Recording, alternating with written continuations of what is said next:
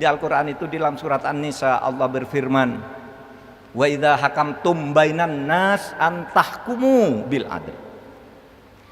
Kalau engkau bertahkim, menegakkan hukum atau memerintah di antara sesama manusia, hendaknya kamu menegakkan hukum dengan adil. Itu artinya apa? Ada orang menegakkan hukum tidak dengan adil. Bagaimana caranya orang menegakkan hukum tidak dengan adil? Hukumnya dimain-mainkan, hukumnya dijual belikan, hukumnya disuap, hakimnya, polisinya, jaksanya dibeli, pengacaranya menyuap dan disuap sekaligus. Itu hukum tapi tidak adil. Maka Allah menegaskan antahkumu bil adl. Hendaknya kamu berhukum dengan adil, karena belum tentu hukum itu adil meskipun namanya hukum. Putusan hakim banyak yang tidak adil karena dia hanya menegakkan aturan, tidak menegakkan hukum, sementara aturan itu bisa dimain-mainkan. Lalu dasarnya apa ketakwaan itu? Dasarnya ya hati nurani, kehati-hatian ketika ada hukum yang bermacam-macam, menjadi kasus mana yang menurut hati nurani dan dibenarkan oleh Allah.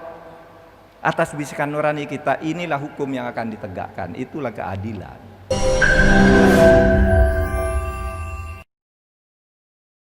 Jangan lupa subscribe, like, and share. Yaitu bertakwa itu antara lain adalah menegakkan keadilan di dalam hidup ini, di antara kita sesama manusia, bahkan keadilan juga terhadap alam. Jadi bagi siapa yang mau bertakwa, antara lain adalah tegakkan keadilan. Apa itu keadilan? Keadilan itu kalau di dalam bahasa Arabnya ya mahallu syai'ala qat'u syai'ala mahallihi. Meletakkan sesuatu atau wad'u syai'in ala mahallihi. Meletakkan sesuatu pada tempatnya secara proporsional. Oleh sebab itu Allah mengatakan kalau Anda mau bertakwa, firman Allah itu menyebutkan begini, i'dilu huwa aqrabul taqwa. Berbuat adillah kamu, karena berbuat adil itu lebih dekat kepada ketakwaan. Lalu ketakwaan itu apa? Ketakwaan itu meletakkan sesuatu pada tempatnya, memberi seseorang sesuai dengan haknya, melakukan sesuatu sesuai dengan aturan-aturan hukum yang menentukannya. Itulah namanya adil. Oleh sebab itu di dalam Al-Quran itu disebut orang yang tidak berlaku adil itu termasuk orang jahiliyah. Oleh sebab itu orang yang menegakkan aturan-aturan itu, kalau dalam arti hukum yang berpedoman pada aturan-aturan tertulis hukum misalnya, itu belum tentu adil juga. Karena keadilan itu ada di rasa juga. Misalnya begini, di Al-Quran itu di dalam surat An-Nisa Allah berfirman, wa idza hakamtum bainan nas antahkumu bil adl. Kalau engkau bertahkim, menegakkan hukum atau memerintah di antara sesama manusia, hendaknya kamu menegakkan hukum dengan adil. Itu artinya apa? Ada orang menegakkan hukum tidak dengan adil. Bagaimana caranya orang menegakkan hukum tidak dengan adil? Hukumnya dimain-mainkan, hukumnya dijual belikan, hukumnya disuap, hakimnya, polisinya, jaksanya dibeli, pengacaranya menyuap dan disuap sekaligus. Itu hukum tapi tidak adil. Maka Allah menegaskan antahkumu bil adl. Hendaknya kamu berhukum dengan adil, karena belum tentu hukum itu adil meskipun namanya hukum. Putusan hakim banyak yang tidak adil karena dia hanya menegakkan aturan, tidak menegakkan hukum, sementara aturan itu bisa dimain-mainkan. Lalu dasarnya apa ketakwaan itu? Dasarnya ya hati nurani, kehati-hatian ketika ada hukum yang bermacam-macam, menjadi kasus mana yang menurut hati nurani dan dibenarkan oleh Allah. Atas bisikan nurani kita, inilah hukum yang akan ditegakkan, itulah keadilan. Hadirin sekalian, oleh sebab itu di dalam Al-Quran itu disebutkan juga, wala yajrimannakum syana'anu qaumin alla ta'dilu. Jangan sampai kebencianmu kepada satu kaum, kepada satu kelompok menyebabkan kamu tidak adil. Ada cerita, suatu hari Rasulullah didatangi oleh dua orang Yahudi yang punya perkara dengan kaumnya. Berperkara. Orang Yahudi ini datang ke Nabi. Muhammad, engkau sekarang giat berdakwah mencari pengikut. Saya bisa mendatangkan pengikut kepadamu beribu-ribu orang. Yahudi bisa saya ajak masuk Islam, asal engkau memenuhi permintaan kami. Apa itu? Kata Nabi, gini, saya ini sedang punya perkara dengan kaum saya. Kami sedang menjadi hakim. Kaum kami orang-orang Yahudi tahu bahwa orang yang bisa menegakkan hakim, menjadi hakim dan menegakkan keadilan itu di kota Madinah ini adalah engkau. Maukah engkau menjadi hakim, menghakimi kami perselisihan kami dengan kaum kami, tetapi tolong dimenangkan kami. Kalau kami sudah menang, nanti seluruh pengikut saya ajak masuk Islam. Kau tidak usah jalan kemana-mana mencari pengikut. Ribuan orang siap masuk Islam mendukungmu asal kamu menangkan kami di dalam perkara ini. Ketika Nabi Muhammad mendapat permintaan seperti itu, turunlah ayat Al-Quran yang menyatakan begini, afahukmal jahiliyah yabghun wa man ahsana minallahi hukman liqaumin yuqinun. Muhammad, apakah hukumnya orang jahiliyah yang mau mereka minta tegakkan kepadamu? Apakah ada atau siapa hakim yang lebih baik, hukum yang lebih bagus dari Allah, dari hukumnya Allah? Tidak ada bagi orang-orang yang beriman, bagi orang-orang yang yakin akan kebenaran Allah itu. Hukum itu harus adil. Tidak boleh menghukumi karena kamu mendapat pengikut lalu berlaku tidak adil. Karena berlaku tidak adil, karena disuap dengan uang, disuap dengan pengikut, itu artinya kamu sedang melaksanakan hukumnya orang jahiliyah.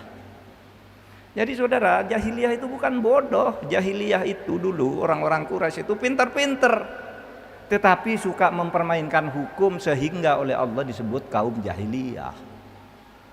Sekarang di negara kita ini banyak orang pintar, tapi mempermainkan hukum, menjual belikan hukum, meskipun dia pintar dalam bahasa agamanya, dia adalah orang jahiliyah.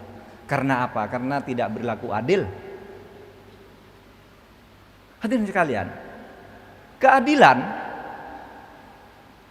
adalah fondasi tegaknya negara. Keadilan adalah fondasi tegaknya negara. Maka kalau Anda, pemerintah, pejabat, rakyat berlaku tidak adil di dalam kehidupan ini, maka sebenarnya Anda sedang menghancurkan fondasi kehidupan bernegara. Negara ini bisa hancur kalau di perintah, kalau dalam pergaulan hidupnya masyarakatnya berlaku tidak adil antara satu dengan yang lain, rakyat dengan rakyat, pemerintah dengan rakyat berlaku tidak adil, atau rakyat dengan pemerintah berlaku tidak adil juga. Bisa ada. Negara akan hancur kalau hukum itu tidak ditegakkan dengan adil. Satu kisah yang sangat terkenal di dalam kehidupan Nabi, hadis yang diriwayatkan oleh Siti Aisyah yang menggemparkan kota Madinah ketika itu. Ketika ada keluarga Bani Mahzum, sudah terkenal, sudah hafal semua. Saya kira sudah sering dibaca hadisnya di sini. Tapi saya mau baca lagi sekarang hadis itu. Keluarga Bani Mahzum itu terlibat pencurian, sementara keluarga Bani Mahzum itu adalah termasuk bani atau keluarga suku yang terhormat di Madinah. Sehingga kalau ada seorang wanita dari keluarga terhormat itu mencuri lalu dihukum menurut hukum yang berlaku, keluarga itu malu kepada masyarakat. Sehingga pimpinan keluarga Bani Mahzum itu datang kepada Usamah bin Sabit. Ada yang meriwayatkan Usamah bin Sabit ini adalah anak angkatnya Nabi. Tapi sekurang-kurangnya dia ini orang yang sangat dekat dengan Nabi, selalu didengar dengan kasih sayang apa yang dikatakan oleh Usamah ini. Bani Makhzum bilang, Usamah tolong bilang ke Nabi, Nabi mau minta apa saya beri, asal ini keluarga saya, perempuan terhormat ini yang mencuri, jangan dihukum. Jangan dihukum, apalagi di depan umum, malu kami keluarga terhormat. Tolong jangan dihukum. Berapa aja mau dibayar, pencuriannya apa yang dicuri mau dibayar sekian kali lipat, asal jangan diadili dan dihukum. Disampaikan oleh Usamah bin Sabit kepada Nabi. Maka Nabi mengatakan hadisnya yang sangat terkenal begini, fa innama ahlakal ladzina min qablikum innahum kanu idza saraqat fihimus syarif tarakuhu. Sebenarnya hancurnya bangsa-bangsa dan negara-negara yang sebelum kamu itu dulu, negara besar seperti Roma, Persia, India, Tiongkok, Mesir, hancur dulu. Karena apa? Karena kalau di antara mereka ada yang mencuri, dan yang mencuri itu orang kuat, aristokrat, keluarga terhormat, punya uang, punya jabatan, mereka tidak dihukum meskipun mencuri. Hukum tidak ditegakkan, negara hancur. Wa idza saraqat fihim ad-dha'if aqamu alaihi al-had. Kalau ada orang lemah mencuri, maka langsung dihukum dia, ditetapkan padanya, diberlakukan padanya had, ketentuan hukum yang berlaku. Mencuri potong tangan, sama kan? As-sariqu was-sariqatu faqta'u adiyahuma jazaa'an bima. Tangan mencuri. Tapi kalau ada orang kuat seperti keluarga Bani Makhzum mencuri minta tidak dihukum, jangan, kata Nabi. Karena kalau hukum diperlakukan begitu, orang kuat melakukan kejahatan tidak dihukum, orang lemah berbuat salah langsung dihukum, negara akan hancur pada saatnya. Sehingga Nabi mengatakan begini, fa ayyamallah walladzi nafsi biyadihi lau anna Fatimah bint Muhammad saraqat laqata'tu yadaha. Demi Allah, demi tegaknya negara, demi selamatnya bangsa, seumpama anakku sendiri Fatimah binti Muhammad mencuri, saya potong kok tangannya. Kenapa mau dipotong Nabi? Karena kalau orang salah tidak dihukum, orang tidak salah dihukum, orang salah sedikit dihukum, yang salah banyak tidak dihukum karena kaya, maka negara akan hancur. Contohnya mana? Contohnya itu, kata Nabi disebut pada waktu itu ada Parsi, Tiongkok, Mesir, apa dulu sudah ada negara-negara besar, hancur semuanya karena hukum tidak ditegakkan. Pertikaian di antara pangeran, lalu saling curang di dalam persaingan, hancur negara itu. Oleh sebab itu hadirin sekalian, mari kita tegakkan keadilan di mana saja posisi kita. Yang jadi pejabat, ayo tegakkan keadilan. Yang jadi rakyat, berlaku adil terhadap sesama, berlaku adil juga menilai pejabatnya. Jangan korupsi. Korupsi itu menghancurkan. Kenapa? Karena gampang tuh. Rumusnya dari hadis Nabi itu kalau dirumuskan di dalam ilmu pengetahuan modern, itu dikatakan hancurnya sebuah negara itu melalui 4 dis. Kalau negara pemimpinnya sudah suka melanggar hukum, maka akan terjadi apa yang disebut disorientasi. Disorientasi itu artinya nyeleweng. Kalau disorientasi dibiarkan, akan terjadi distrust, ketidakpercayaan masyarakat. Kalau distrust, ketidakpercayaan dibiarkan, akan terjadi disobedience, pembangkangan. Itu urut-urutan jatuhnya negara itu begitu. Kalau penggangkangan sudah meluas, akan terjadi disintegrasi. Disintegrasi itu artinya hancur. Jadi disorientasi, distrust, disobedience, dan disintegrasi. Itulah urut-urutan hancurnya negara yang dimulai dari nyelewengnya para pejabat dan rakyatnya terhadap aturan-aturan hukum itu. Oleh sebab itu, hadirin sekalian, marilah ikuti dalil ini.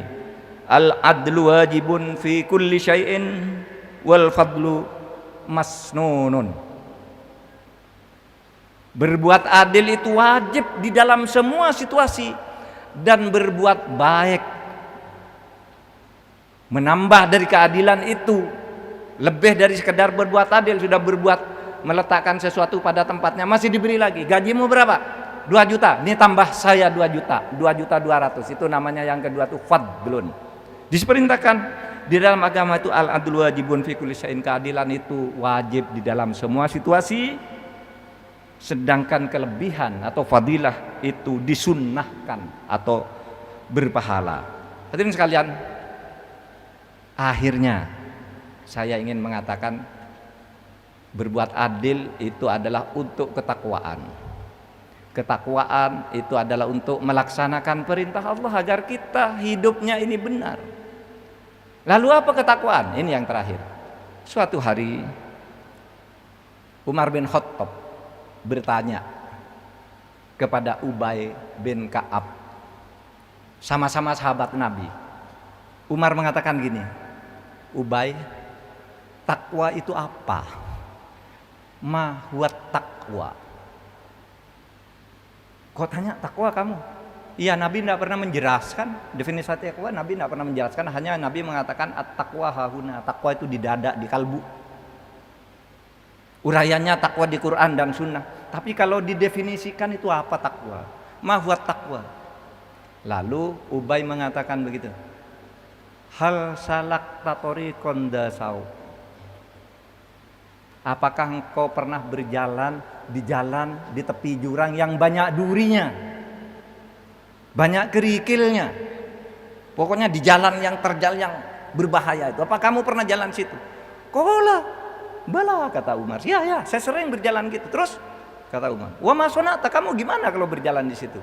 Lalu Umar mengatakan, syamirtu wajatahattu. Saya terus berjalan untuk mencapai tujuan, tapi saya sungguh-sungguh berhati-hati. Lalu kata Ubay, wadalikat takwa, itulah takwa. Artinya takwa itu berlaku hati-hati di dalam hidup itu, jangan sampai merampas hak orang lain, baik hartanya maupun perasaannya. Itu berhati-hati, jangan sampai makan yang haram, jangan sampai menandatangani sesuatu yang berakibat korupsi. Hati-hati. Kalau tidak melakukan itu, Anda namanya tidak bertakwa. Kalau bertakwa, berhati-hati. Ja'alanallahu wa iyyakum minal faizin al aminin wa nafa'ani wa iyyakum bima fihi minal ayati wa dzikril hakim wa taqabbala minni wa minkum tilawatahu innahu huwal ghafurur rahim.